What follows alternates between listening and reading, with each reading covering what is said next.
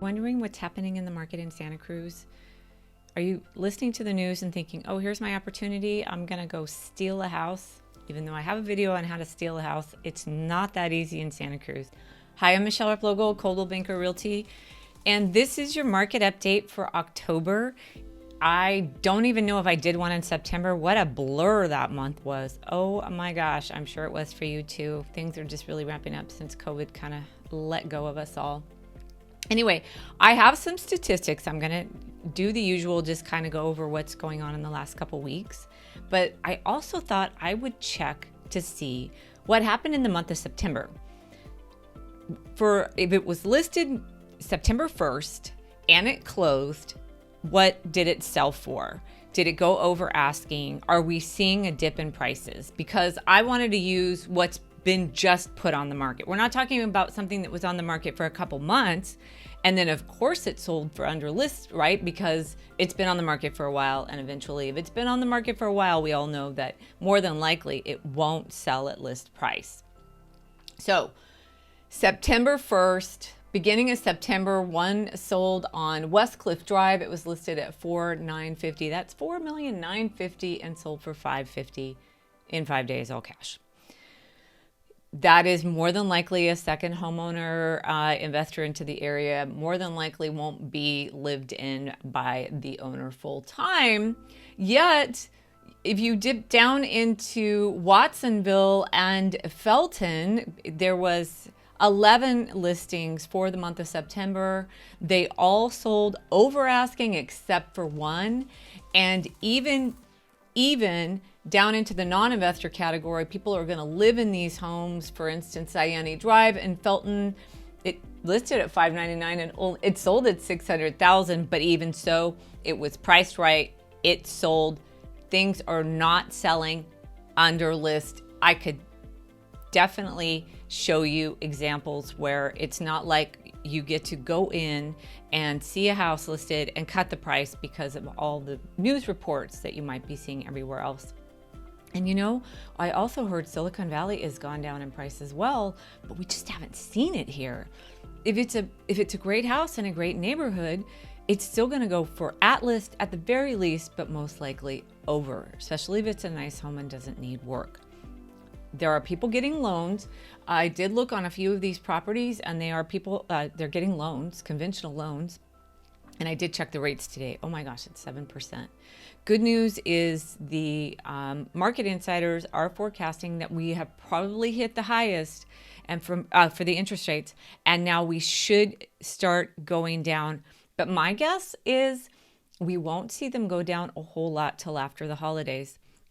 And I don't know if you've heard me talk about this before, but interest rates tend to rise around the holidays anyway. The banks actually artificially raise them. I've been doing this for a long time and it happens every year, that to slow the loan processing down because they know they're going to be hitting a holiday, the rates actually kind of artificially rise a little bit. I'm sure there's someone out there going, no, that's not true. Sorry, I can just tell you it happens every year. It really does. So where are we? We are in high interest rates. We are in an environment where everybody believes that the market's crashing, and you know, here we are. Why isn't things going lower? I don't really know why. I honestly cannot tell you, but I do work with buyer after buyer that is still very interested in purchasing here in Santa Cruz. And I do have sellers that want to get spring pricing from this last spring, which I believe is going to be a stretch on some houses. But you know, this coming spring, they might have a really good chance of making what the people in this last spring did, or getting very close to it. Spring markets always bump way up. So is this really much of a market update for you? I don't know. I mean, I'm really kind of confused by the market too. I go to my office meetings, I go to, other realtor meetings, and we're all just kind of hanging out, scratching our heads. We don't have a lot of inventory. Interest rates are going up, yet things are still selling at list or above. You know, it's hard to say, but people still want to live here. It's still a destination for a lot of people, and it's just keeping the market just kind of humming along, and we're just not seeing the dips. So this week for October 4th, new listings last week were 41. This week we have 45. Price reductions. Last week we had 32. This week we had 30. Pending and contingent, remember that's in contract. Last week we had 36. This week 44. We're still moving right along. Transaction canceled, 5. This week 4. That rate I had predicted would go up a little bit more, and it had. It was like 2 to 3. It's gone up only just a little bit. People are still hanging in there. Once they get it into contract, not very many people are canceling. Now, I did read some agent comments because sometimes we kind of communicate with each other. In the multiple listings, there's an agent comment section. And in a few of those, I saw that the house had fallen through escrow, and it wasn't due to the property, it was due to the buyer financing. So these upticks and rates can make a marginal buyer lose out on a house and either have to just wait this market out or look in a different price range. But I haven't seen a whole lot of activity where buyers are asking sellers for credits to buy down loan products. Please still keep that in mind. Sellers, you too, is that if you want to get a certain price, maybe you can help the buyer actually buy down the loan product that will help them get into your house. Meaning, if the interest rates are 7, maybe you can help them buy down a point or 2, getting down to maybe a little 6, 6.25, and making that loan, making the money that they're going to borrow more affordable. Therefore, they can actually purchase your home. Now, that also is a little tough because remember, their property tax is going to be based on that. So that's going to be a little that based on that list price that you're still trying to get. So, affordability is really key for buyers today. And unfortunately, we just haven't seen that affordability index actually come into play. I would still say for some buyers, we're still a very unaffordable community. I said it. I always say those tough words, unaffordable and affordable, because I actually just really want to be honest and say, sometimes this is just not the market for this buyer or for this seller. But you know what? There's always a market around the corner. As I like to say, we wake up to a new market every day. This latest interest rate was a totally different market that we woke up to. So hang in there. Always keep an eye on the market. Maybe get in touch with me or listen to my videos, and you can actually stay in tune, and maybe you'll know when the right time is for you to jump in. Expired and cancels. Last week we had expired and cancels. That's where people either let the listing run out or they canceled it. We had 7. And to this week we have 12. So more and more sellers more than likely are getting a little frustrated, starting to back out of the market, maybe rent the home out if they've already moved, or move back in. Don't see a whole lot of that. Typically they rent it. Active inventory 276 this week is 286, bumped up a little bit. That's still not a really great inventory rate. A really, really good inventory rate, in my estimation, is about 400. That always seems to allow a buyer to see more than a few houses to actually find the one that's going to fit for them and really be more excited about that investment that they're going to make when they feel like they've seen everything in the market.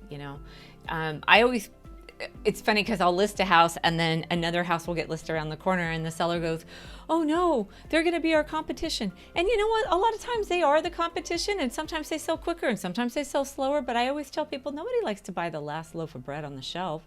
They like to be able to take a look and, check everything out. That way they know when they've made a decision, they've made a good one because they've actually saw a few houses.